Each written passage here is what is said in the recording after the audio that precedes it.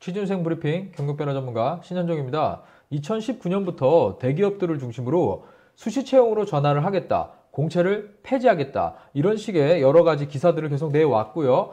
작년에 코로나19 사태 때문에 실질적으로 공채보다는 수시 채용 형태로 많이 전환되는 모습을 보여줬습니다. 특히 코로나 때문에 온라인으로 인적성을 본다거나 또는 이 대면 면접이 아닌 비대면 면접이 빨리 들어오게 된 이런 상황이 됐습니다. 그래서 화상 면접을 통해서 직원을 선발하게 되는 이런 경험들을 기업들이 드디어 하게 되었습니다. 이러다 보니까 이거 생각보다 괜찮은데 돈도 적게 드는데 사람 뽑아보니까 실제로 대면 면접하고 이렇게 뽑았던 거랑 뭐 다르지 않는데 하면서 전환의 이유를 찾아냈습니다. 그래서 2021년 1월부터 공채 폐지에 대한 기사가 계속 나오고 있는데요.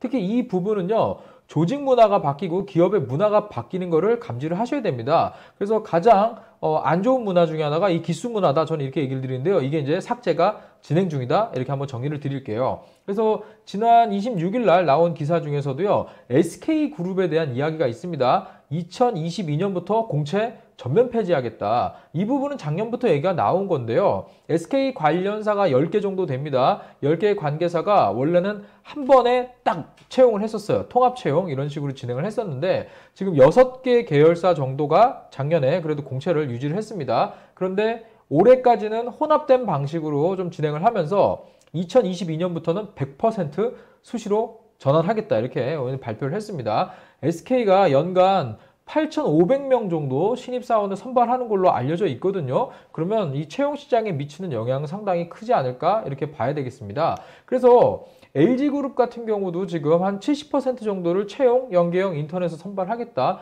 이렇게 밝히고 있고 실제로 진행이 되고 있습니다. 그래서 많은 기업들이요, 인턴 후 정규직 전환을 하는 이런 채용 형태를 상당히 많이 선호를 하고 있습니다. 왜냐하면 기업에 입사해가지고 보통 기수 문화, 그러니까 들어와서 우리 기수가 딱 뭉쳐갖고 이 조직의 충성도도 높고 똘똘 뭉치는 이 힘으로 기업이 움직였었습니다. 그런데 지금 조직 문화가 바뀌고요. 우리 MZ세대, 새로운 세대가 들어오면서 이러한 부분들이 사실 맞지 않게 되면서 밸런스가 다 깨지고 있습니다. 이런 상황에서는 과거에 기수를 중심으로 한 조직의 충성을 요구하는 이런 기업 문화 형태에서 이제는 바뀔 때가 된 거를 기업들도 이제 알게 되는 거죠. 그래서 대기업의 고유 문화로 남아있는 공채는요, 폐지 수순을 밟고 있다라고 보시면 되겠습니다. 물론 문화에 대한 이 전환 부분도 있겠지만 실질적인 이유는요, 비용도 있어요. 네. 비용을 좀 얘기를 드리자면요, 우리 취업준비생들한테 제가 이야기를 강의 때 할 때 기업들이 사람 한 명 선발하는데 한 2천만 원 정도 써 라고 얘기하면요, 다들 깜짝 놀랍니다. 그러니까 공채를 한번 진행을 하는데 기업에서 쓰는 돈이 있어요. 물론 간접 비용, 직접 비용 이런 게 있는데요, 대략 실제로 선발을 한 최종 인원을 가지고 쓴 비용을 나눠 보면요, 거의 한 1인당 2천만 원 정도 금액이 나옵니다. 왜냐하면 기업 광고를 좀 해야 되지 않겠습니까? 그래서 각 언론사에 광고를 하고 채용 공고를 내는 거 공짜 아닙니다. 뭐 잡코리아, 사람인 이런데 메인에 걸리면 상당히 비싸요. 그 다음에 채용 인력도 있어야 됩니다. 뭐 문제출제위원부터 진행요원, 그리고 몇백 명 이상 인적성을 보게 될 경우에는 뭐 간호사도 있어야 되고 뭐 경비요원도 있어야 되고 이렇게 법적인 요건이 있습니다. 자, 여기에 인력에 고사별도 운영하면 돈 들어가죠. 직원들 무료로 일하는 거 아니잖아요. 거기에다가 다양한 위탁 용역 계약을 해야 되고요. 또 신입사원 입사를 한 다음에 교육과정도 한 달, 두 달 정도 진행을 합니다. 이때 급여도 주고 교육비용도 많이 나가거든요. 물론 이런 것들이 그 기수를 우리 회사 직원으로 똘똘 뭉치게 하는 아주 좋은 효과가 있었죠. 하지만 이런 것들이 지금은 크게 효용성이 없다 이렇게 판단을 하는 거다라고 보면 되겠습니다. 그래서 실질적인 이유는요, 이 공채를 진행할 때 기업 광고를 하고 우리가 청년들을 선발을 하고 있다, 이렇게 기업 이미지 효과가 있어요. 마치 프로야구단 뭐 돈 안 되지만 운영하는 것처럼 이런 이미지 효과가 있었는데 최근에 이런 이미지 효과가 그렇게 비용으로 계산해 봤을 때 크지 않습니다. 그리고 모빌리티라고 하는 지금 빠른 변화에 대응하는 조직이 돼야 되거든요. 그래서 느린 변화를 가지고 있는 조직일수록 이제 망해간다 이렇게 얘기를 해요. 그래서 대기업들도 조직을 셀 단위로 나누고요. 셀 조직에서 각각의 뭐 애자일 조직이라던가 프로젝트 베이스 업무라던가 이런 식으로 지금 적절하게 바뀌면서 일을 하고 있는 추세거든요. 그리고 또 MZ세대가 이런 기수 문화에 대한 수용도도 상당히 낮아요.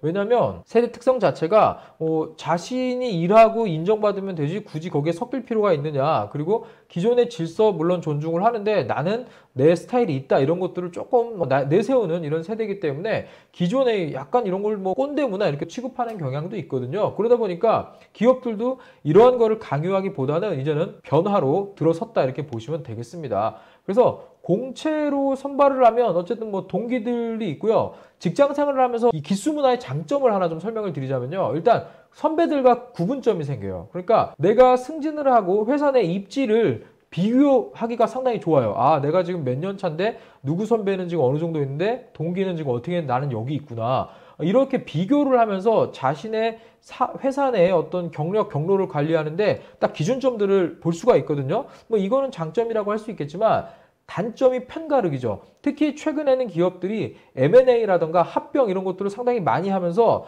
뭐 이렇게 순혈주의라기보다는요, 여러 회사에서 일하던 사람들이 뭉쳐서 같이 협업을 하게 되는 이런 상황들이 상당히 많습니다. 그리고 워낙 빠른 변화가 있다 보니까 조직이 자주 바뀌는 부분도 있거든요. 자, 이런 부분에서 기수가 딱 존재해요. 그러면은 그 기수끼리만 하고 다른 조직에서 일하다 온 사람 아니면 회사 여러 경영 사유로 인해서 같이 일하게 된 사람 다 이런 어울리기 쉽지가 않겠죠. 자, 이런 경우에는 협업이 거의 안 됩니다. 자, 이런 부분이 이제는 기업 운영에 도움이 안 된다. 이런 부분도 수시 채용으로 전환되는 중요 이유다. 여러분들한테 설명드릴 수가 있을 것 같아요. 그래서 입사할 때도요, 우리도 이제 취업을 해야 되니까 기업의 충성도나 회사에 대한 관심을 물어보는 위주의 보통 면접이 진행이 됐습니다. 그래서 이 부분에 대해서 상당히 많은 부분을 얘기를 해갈 수 있는 준비를 해가야 취업하는 데 유리했다면 이제는요, 인성, 직무 역량, 협업에 대한 수용성 이 세 가지가 선발 채용의 가장 큰 판단 기준으로 올라갈 것이다 이렇게 얘기를 드릴게요.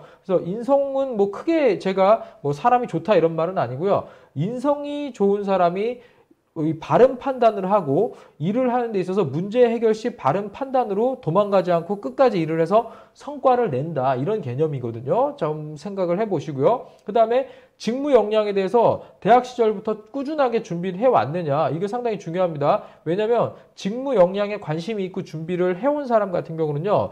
본인의 내적 동기가 강하기 때문에 뭐 이렇게 시켜서 하는 게 아니고 자기가 좋아서 일을 하거든요. 자, 이런 부분은 셀프 리더십으로 대체될 수 있는데 이런 것들은 사실 누가 키워주는 건 아니고요. 본인이 가져야 되는 역량이고 개인마다 차이가 있거든요. 그 다음에 아까 이야기드린 협업에 대한 수용성. 결국 이런 것들을 자기소개에서 여러분들이 내가 경험이 있다는 걸 쓰시고 여러분들이 면접에서 답변으로 이야기를 해주셨을 때 그런 것들이 평가에 반영이 돼서 최종 선발이 되는 과정을 거치게 된다. 이렇게 정리를 좀 해드리도록 하겠습니다. 네, 수시 채용이 계속 바뀌고 있는데요.